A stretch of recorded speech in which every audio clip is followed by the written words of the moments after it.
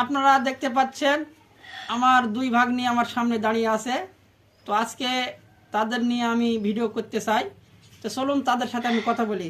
নাফসিয়া, তুমি 1 2 গণবার জানেন?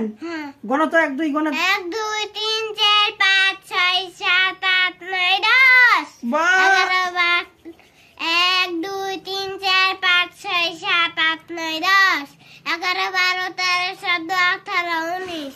বাস, খুব সুন্দর। থ্যাংক ইউ নুসরাত, কি?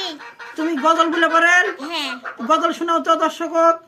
কুরআন মধুর বাণী আমি যখন শুনি আমার মন ভরে যায়।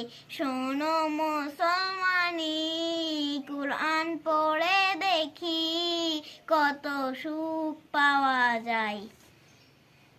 মারহাবা দর্শক, সত্যি কোরআন মধুর বাণী আমি যখনই শুনি আমাদের মন ভরে যায়।